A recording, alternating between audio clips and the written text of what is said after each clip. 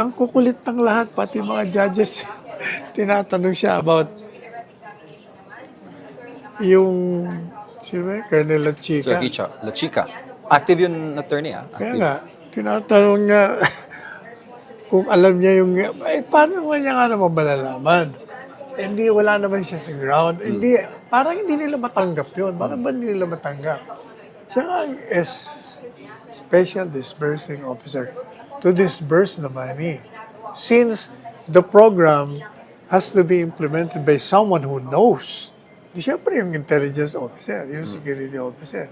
Eh bakit yung iniipit to? Kaya nga tinatanong siya, di mo ba alam na ikaw ang accountable officer? Oo. Oh, are you willing to be to be punished for what others have done? Eh ako ang accountable officer eh.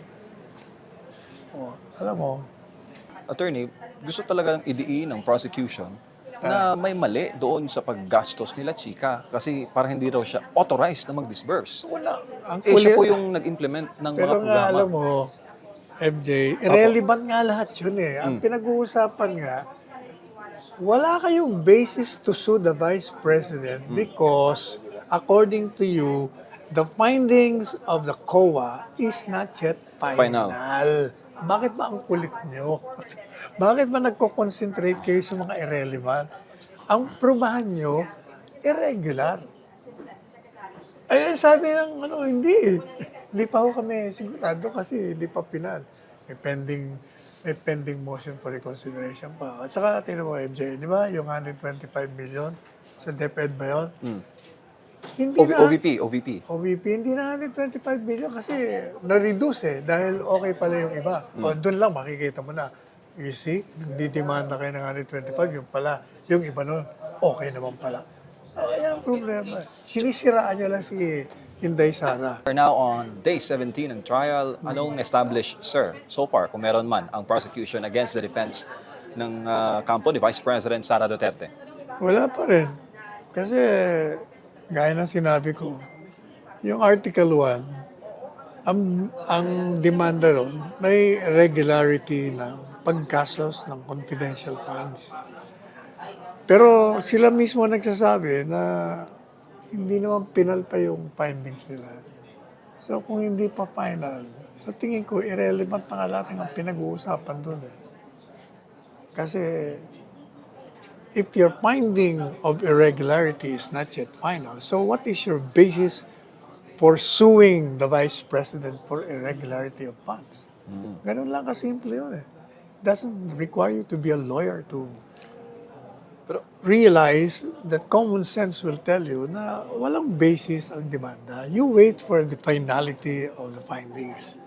Kaya naawa ako dun sa mga testigo, kaya ngayon. They've been peppering this witness with questions. Sa akin, irrelevant lahat yung mga tanong. Hindi nila iniintindihan sinasabi ng testigo. Sinasabi na nga ng testigo, ako nag-release ng pera. Kasi ako ang SDO. Eh, ang kukulit ng lahat, pati mga judges, tinatanong siya about yung, sino ba yun? Colonel Lachica. Sir La Chica. Active yun, attorney, ah. Kaya Active. nga, tinatanong niya kung alam niya yung, paano nga niya nga naman malalaman? Hindi, wala naman siya sa ground. Hindi, parang hindi nila matanggap yun. Bakit ba hindi nila matanggap? Siya nga is special disbursing officer to disburse the money. Since the program has to be implemented by someone who knows. Di siyempre yung intelligence officer, yung security officer. Eh bakit yung iniipit to? Kaya nga tinatanong siya, di mo ba alam na ikaw ang accountable officer? Oo. Oh, are you willing to be to be punished for what others have done? Eh ako ang accountable officer eh. Alam mo, yung tanong na yun, dapat di na tinanong yun kung sino yung gumastos at kung meron mang irregularity, yun ang didemanda mo. Hindi porket siya ang accountable under the law. Eh kung hindi naman siya ang pwede, maybe you can sue her for administratively by negligence. Pero wala naman siya negligence dahil sasabihin niya, wala nga, in-implement nitong officer. Siya ang may alam ng lahat. Pinakita naman niya yung mga dokumento, tinignan ko naman. Pag tinanong ko siya, sabi, confidential yan. Anong gusto niyong gawin ko? Di ba? Opo. Pero attorney, how would you judge on several of these senator judges and how they treated the witness? May tanong kanina, sabi, are you an average normal or a stupid person? Siguro yung nagtatanong, yun ang stupid. Kasi di ba, bisita mo, yun. pinadala mo in good faith, tapos ganun yung uri ng pagtatanong na parang, Siguro siya yun. Baka nakatingin yun sa salamin. at saka anong epekto nito, attorney, sa mga gusto nilang mga witness na ipaharap sa Senado, ganun po yung aabutin, no? National TV pa, ganun yung uri ng pagtatanong. Kaya nga wala nang gustong manood, di ba? Di ba, bumaba na yung rating ng impeachment. Dati, blockbuster, ngayon wala na.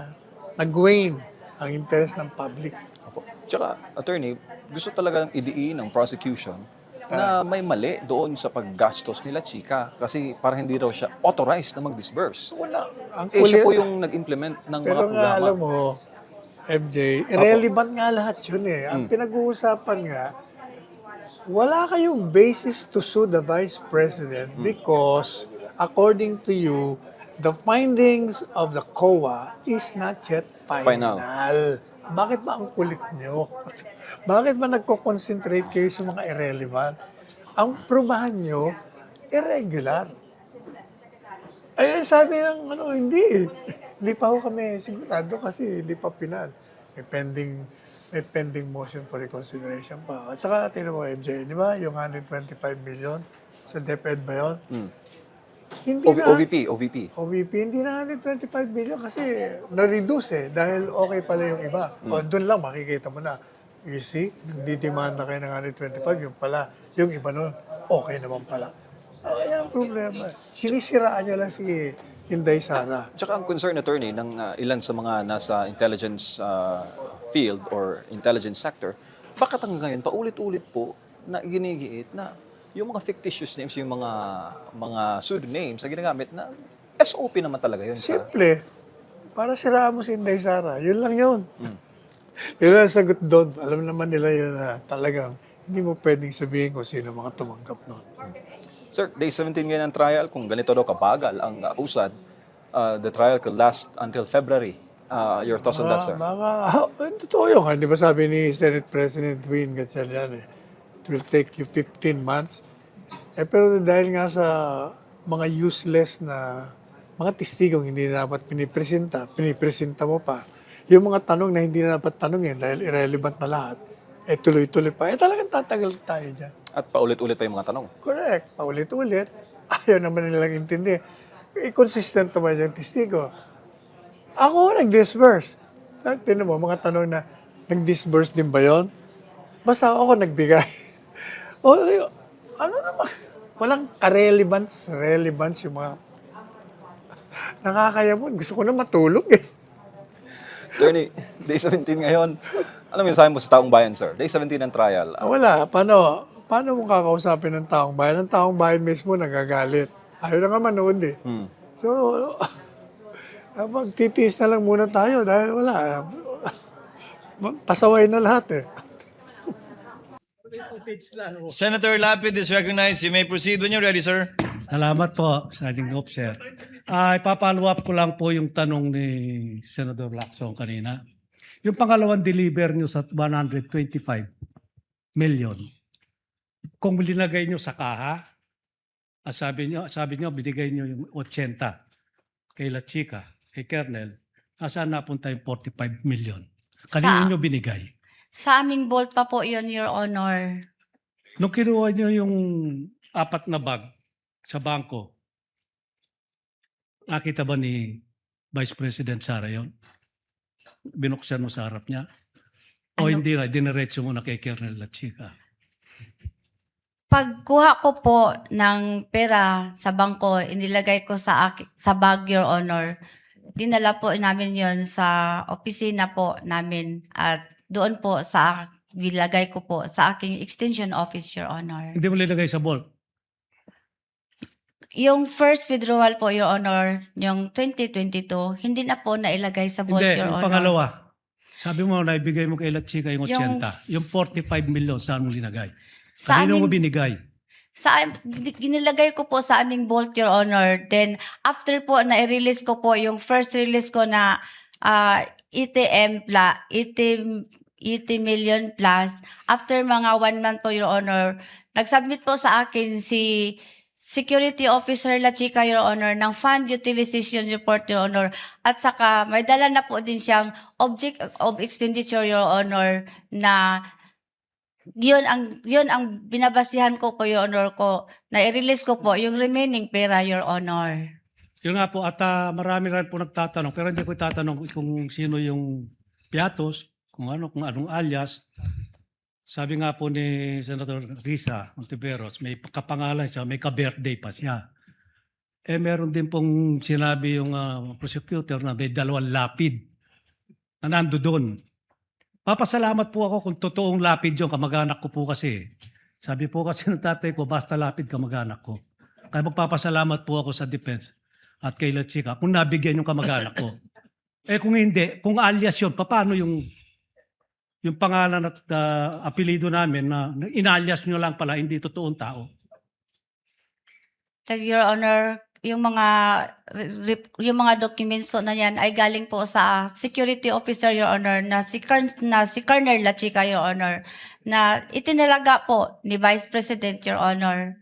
Kaya po nag-rely po ako, Your Honor, sa kanya kasi meron po siyang office order, Your Honor, na siya ang security officer, Your Honor, at siya po ang mag-implement ng mga various confidential operation or activities, Your Honor. Ba't yung pinagkatiwalaan si Colonel La Chica, may nakita ba kayong background niya? Nung siya, active pa siya hanggang ngayon. Meron ba siyang intelligence fund sa office niya, na sarili niya? Kasi karamihan ng mayor, local official, military, police, army, navy, may mga intelligence fund po yan. Siya ba mayroon bang sariling intelligence fund? Hindi ko alam, Your Honor. Hindi mo inalam? Hindi ko alam, Your Honor. Ayun lang po. Maraming salamat. Thank you, Senator Judge Lapid. Senator Judge Zubiri. You may proceed, sir. You have 2 minutes. When you're ready.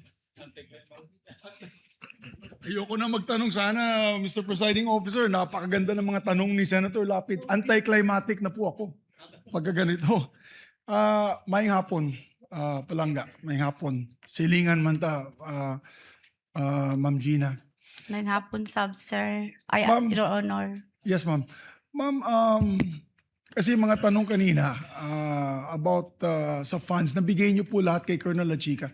Pero hindi niyo rin pong alam kung na-misuse ni Colonel La Chica yung pondo. Hindi niyo rin po malalaman yan. For example, nagbigay po siya ng 100,000 kay Piatos, pero sa totoo lang, hindi pala tao yun, binulsa lang po nila. Posible din po yan kasi nabigay mo lahat ng pondo kay Colonel La Chica. Tama po yun, madam. Nag-base pa ako, Your Honor, sa kanyang sinabit sa akin na fund utilization report, Your Honor.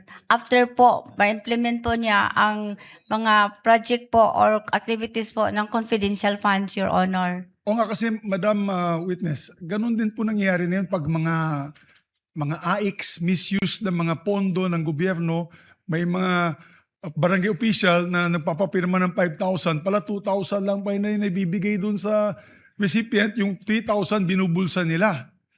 Posibleng mangyari din po dito dahil yung mga pinapirma na binigay sa iyo ay hindi po natin na-verify. Totoo po yun.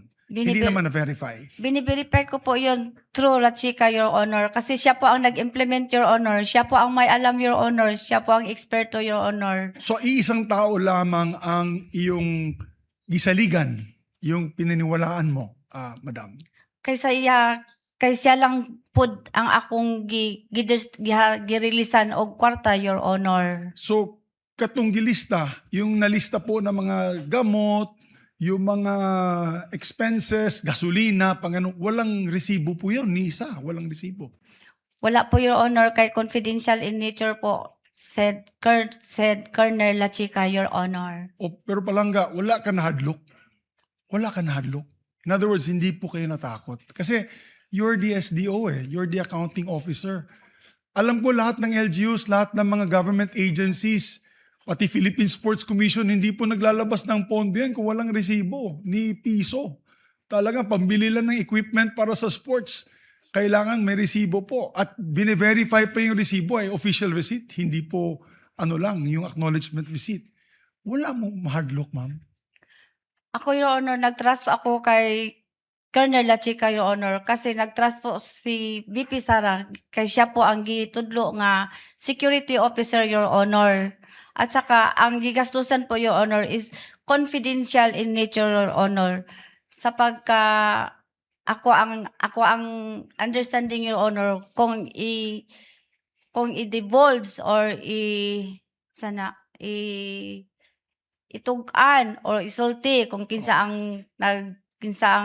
tong tawhana, Your Honor, mapiligro o mabutang Delikado, sa alanganin. masama ang tao, Your Honor. Oo. Okay. I have no Kay further confidential questions. in nature man to, Your Honor. Salamat kayo palangga. Thank you. Salamat po. Thank you, Senator Judge Zubiri, for the information of the Senator Judges. We shall try to wrap this up by 3 p.m. And according to the Senate President, we shall convene session at 3:30 p.m. The Senate President is recognized. Thank you, Mr. Presiding Officer. Magandang hapon muli, Ms. Acosta. According sa joint circular, kailangan pag nagsubmit ng liquidation report, kasama doon yung documentary evidence of payments. In this case, in acknowledgement receipts. Doon sa 4 ninyong liquidation report, bakit po walang mga documentary evidence of payments? Bakit po walang acknowledgement receipts?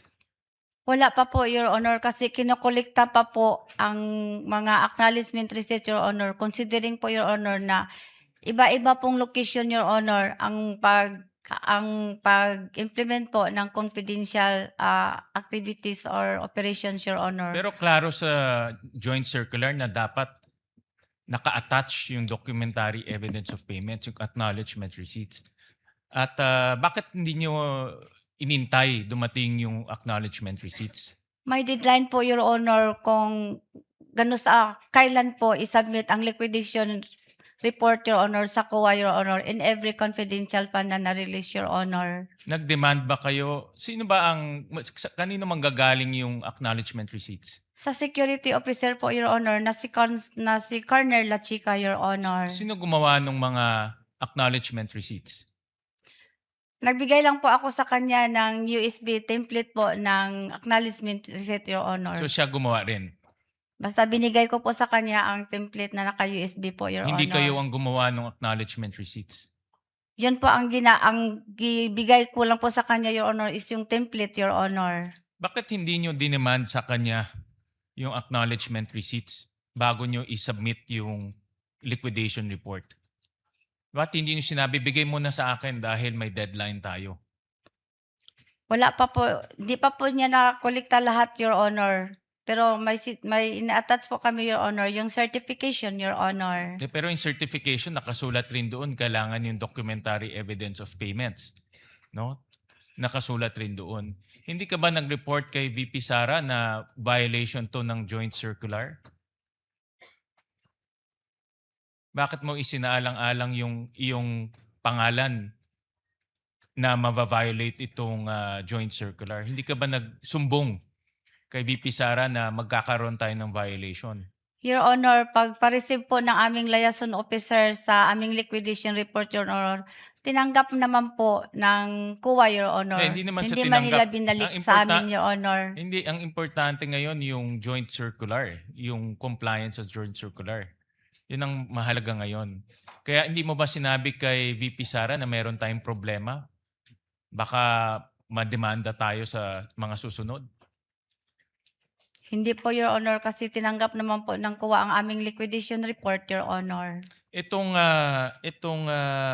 Ngayon na posibleng makasuhan ka, no, na narinig mo naman kanina, at alam ko may mga kasong i-final sa'yo, nagkaroon ka ba ng meeting kay VP Sara kung paano ayusin itong problema at kasong kinakaharap mo? Parang yung Diba na-filean, meron kang kaso ngayon? or yung na-filean po kami filean po ako sa Ombudsman, Your Correct. Honor. So nag-usap pa kayo ni VP Sara na ano ang gagawin natin dito sa problemang kinakaharap ninyo sa confidential funds? Binigyan po niya kami ng abogado, Your Honor. Pero kayong mismo ni VP Sara, nakapag-usap pa kayo kung paano, kasi kumuha ka ng instruction sa kanya eh. Di ba? Dapat magkaroon rin kayo ng pag-uusap kung paano malampasan itong kaso. Yun po, Your Honor. Binigyan po niya kami ng abogado, Yun Your lang Honor. ang solusyon, bigyan ng abogado. Opo, Your Honor. Thank you, Mr. Presiding Officer.